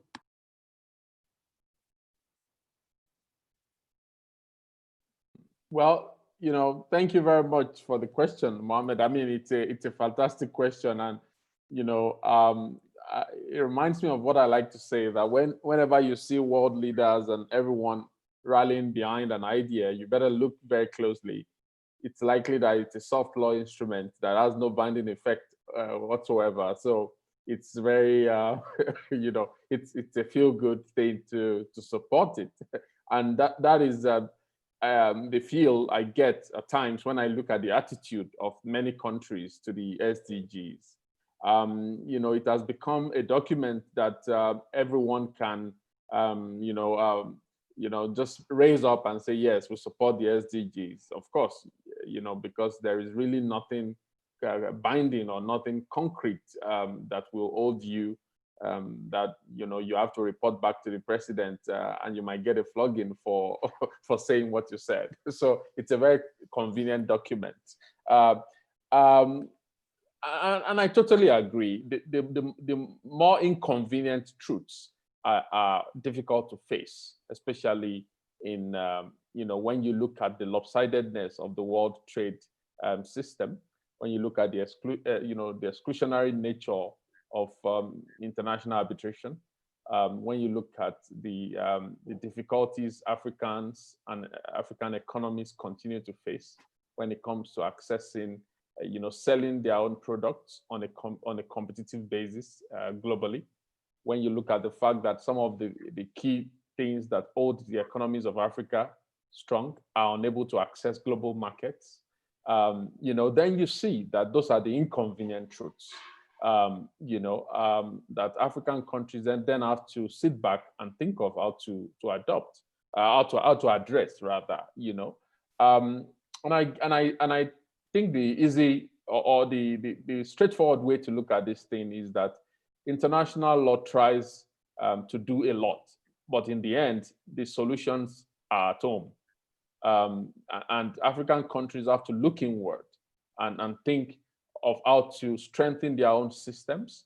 And you will see that a lot of very smart African countries are increasingly moving towards bilateral investment treaties that can allow them to control their own destinies by choosing the right partners that really care about them. I believe that is one way to think of these issues, really, because to say that international law is broken is like saying what everyone already knows. To say that international law can be lopsided at times is nothing new. And to say that the SDGs are very aspirational and that they might not lead to anything concrete without domestic effort and very strategic domestic action is just the universal truth. I think if I may chime in there, and I'm very grateful for Professor Real's point, and let me put this in context of the Development Goal 16.8, which reads, broaden and strengthen the participation of developing countries in the institutions of global governance. If you dissect that and critically look into it, it tells you a number of things. First of all, that the institutions of global governance are already in place. You don't have an option. We are simply inviting you to participate with no indication what level of participation at the level of decision making. Are you going to participate in the movie making or just watching the movie in a chair? Are you taking a leading role in directing or writing the script, or just taking a minimal role of appearance in one scene in the movie? All these matters. And then what do you mean by broadening and strengthening? You're moving from a total absence to probably getting you one seat, a couple of seats. I'm not saying that out of simply a subjective view. It is a reality. And the reality tells you is that what has happened and why the sudden interest in Africa in the past few years, because simply it is the last surviving continent with the largest percentage of untapped resources globally. So it's a green field compared to the other continents, the sudden interest. And that's fine. The question is, to what extent are African states going to make the best use of their resources, natural resources, striking good deals? And here I think this touches upon the point Professor Hilal is pointed to, is to what extent do you have the capacity the ability and the international, not just stature, but knowledge of negotiating certain deals, be it treaties, be it project agreements, having best practices aligned with the full knowledge of what's happening elsewhere. I think it is extremely important that we realize that Africa's investment in education and the knowledge of Africans has led to a lot of the calamities that we are witnessing today. Education was the last on any list on the continent. And now is the time you need to build a caliber of people that are capable of negotiating properly on behalf of the state. It is a situation now, and Professor Hillel would know that, and most of you, where, for example, the international arbitration system relating to investment arbitration is undergoing an attack, is undergoing a transformation, and there is an UNCITRAL working group number 3 looking into that.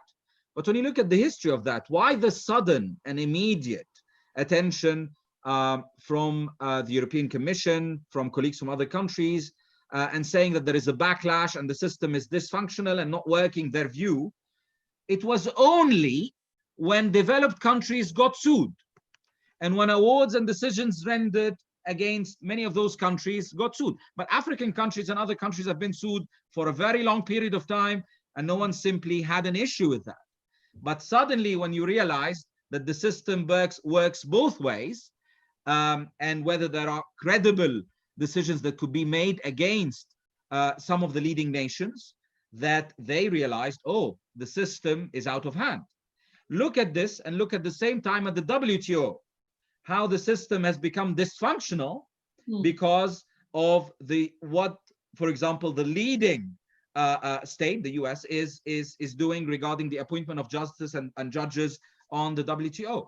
So on that point, and I think the discussion needs to be an open and transparent one, is to what extent the existing institutions fulfill the aspirations globally of, and ensures proper representation of all. That's one question. Secondly, if the institutions are fine, but require, let's say, systemic overhauling or reconsideration of the functions and the governance, then to what extent not just African states, African, Latin American, Asian states, not the forefront, participate in this global discourse? This, I think, touches upon what Professor Hillel has mentioned, but this goes to the fundamental point, to what extent international law and international relations would permit this type of discussion. This is amazing. I'm so sorry. Can I say something very quickly? Yes, please. No, I mean, this is fascinating.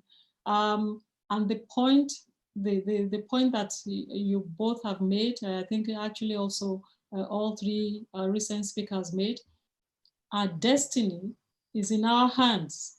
And unless, the idea that we don't have that much agency, or that, we're so powerless, which some people will advance, the argument that will be advanced in that way no longer holds water.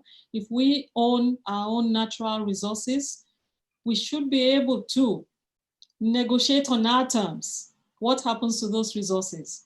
And so, is it a question of incapacity to negotiate properly? Or is it even the fact that the basic conversations about terms? I mean, with some of our colleagues, some of us belong in universities. As an international vice president, if I want to sign an agreement with another university partner, 5 out of 10 times, I get away with an MOU that says the jurisdiction, if there's any dispute, is the United Kingdom. Interestingly, the other 5 out of 10 times, you have partners who say no. And this will come from some of our Chinese partners. It might come from some of our partners in parts of Asia that would say, no, we need to really consider this, and then our legal offices will go back and forth. I think it's up to us to even say it on our terms, our courts. I rarely see African institutions dictate their terms. Some countries, of course, are exceptions amongst the 54 or so countries. Of course, you'd find Rwanda being an exception. You'd find Egypt, you'd find Mauritius, you'd find South Africa. The fact that I'm even counting like that shows that these are exceptions. So maybe there's need for a rethink. And when you think of either knowledge production or you think of legal systems, you find parts of Asia, you find countries emerge with their own knowledge systems. And we have knowledge systems that we hardly ever project and say to people, these are the terms on which we'll come. So therefore you have a global leadership infrastructure that is failing. It is extremely weak. And we have not even tried to benefit from it yet, from that weakness by redesigning and saying these are the terms on which we'll join. And I think, you know, and I want to go with Professor Wahab here, that there's a moment of opportunity presented by COVID across the board. If not for COVID, we would not even have seen the extent of the weakness of the global leadership infrastructure. That we have a UN Security Council that was silent all that time on questions of what could have been of, you know, global benefit. And if not for World Health Organization and others, the UN was silent when it came to trying to convene the whole world in ways that it wasn't so silent when it was Ebola or HIV/AIDS for that matter. So I see this as a moment of opportunity for us to really put the terms, at least, you know, we should be sitting at the table on fairly equal terms when it comes to our own destinies. I see it as a major opportunity, really. I fully agree with you, and I would add even that it goes beyond opportunity to actually survival, not in my lifetime, but the next wave of scarcity. Look, the 29th of June 2019 marked the first time where the world has depleted its annual resources over half a year.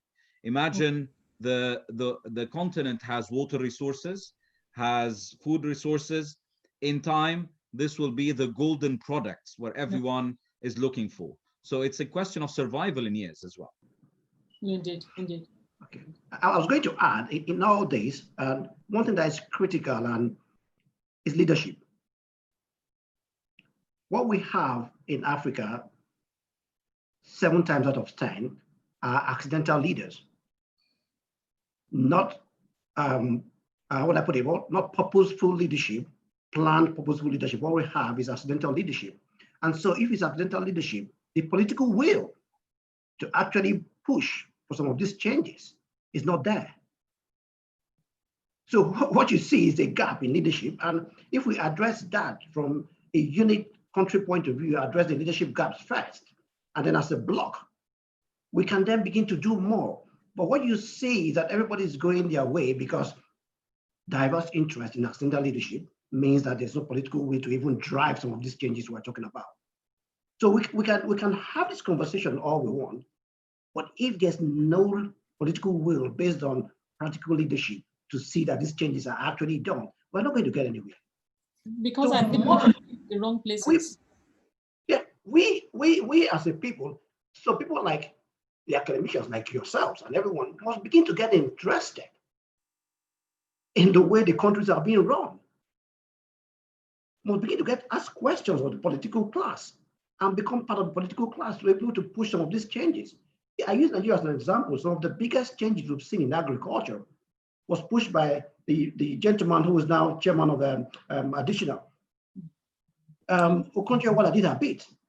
Ifekwuamoigwe has done a bit in FRS. So some of these changes we've seen in Nigeria as a country has been pushed by people like yourselves, the academicians who have thought about it. There has to be purposeful leadership in organs. And so if we did not look at that sphere, then we might still be, backing the wrong horse. Because in all the conversation, we must actually look at that political aspect of purposeful leadership. Yeah, I agree with you, Ose, but I think for me, apart from leadership, we also have a problem with followership. Because even if you have leaders that cannot, rise to the occasion, what do the followers do? What do our citizens do? They look. they literally don't participate. They're not active citizens. They don't demand better from their leaders. So even if the leaders were clueless and are not purposeful, are not visionary, then the citizens themselves don't act as if they have skin in the game. They don't act as if, you know, it's that they have a right to demand better. So I think even that is a problem, because in other countries where you have leaders who have failed, the citizens rise up against them and they boot them out either violently with or at the polls. But we don't do that. We bring back the same set of people every single time. They change name, but they're actually the same person that we've had, you know. So it's not just the leaders, it's the followers as well that are failing. May I suggest that it's important that we rethink our concept of leadership? I think the discussion, and it's based on, what can I say, an unconscionable bias. We're thinking of leaders as individuals. I think we need to move from individual subjective views to institutions. If you have institutions in place and you have proper education for people, this will ultimately lead in a situation where you have proper leaders and followers in a way. But again, it's a work in progress and nothing is done overnight. But I think what African governments could start doing is proper investment in research, development, education, and health. And then you pick it up and you probably, you would have better systems in place. No, it's true. I think some of the institutions, I have to say that I totally agree. I mean, as someone who also combines leadership studies with where I'm at, there's a massive amount of literature. And you're right. When you see leadership as relationship, the idea that, when we see leadership as collaborative social action, it requires, full collaboration between leaders and followers, for want of a better word, I use that. Where I agree with Shope about followership is this, is that if you don't take note of where the energy is at, of whose ideas and ambitions are shaping something, and all we focus on our institutions, which, in many of our own countries, I can count at least 5 African countries where, if you look at policing, for example, we still have the colonial acts. So if those institutions were not created for us, it means that the energy has to come from outside of the institutions that were created to subjugate in the first instance.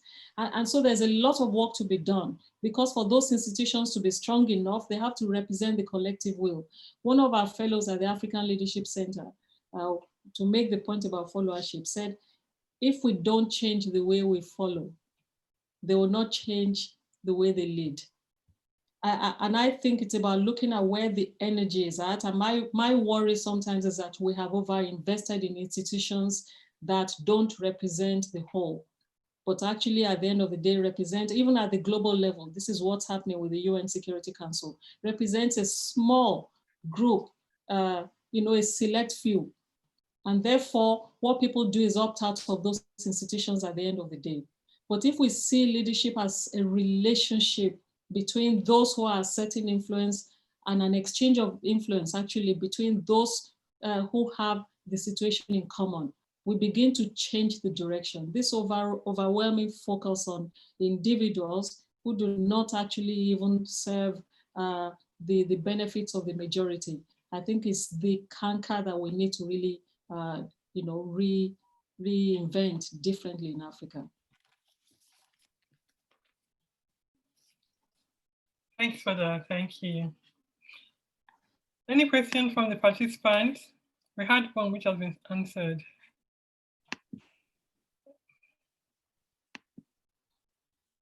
I don't see anything in Q&A. No, I can't see it.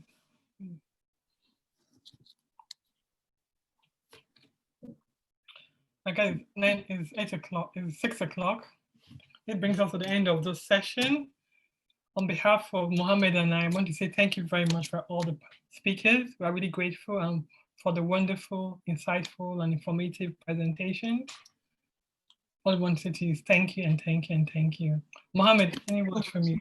No, I just second everything that EJ has said. Thank you all very much for making the time to join the Africa Interest Group. It's just absolutely fantastic. And you know, it gives one so much hope about the future for our continent. So thank you again very much. And we hope you'll join us in future events that the Africa Interest Group puts together. So thank you all very much. Thank you. so much. Thank you. Nice to meet everyone. Nice Thanks. meeting up, everyone. Thanks for connecting. Bye. Thank Yeah, you. thank you.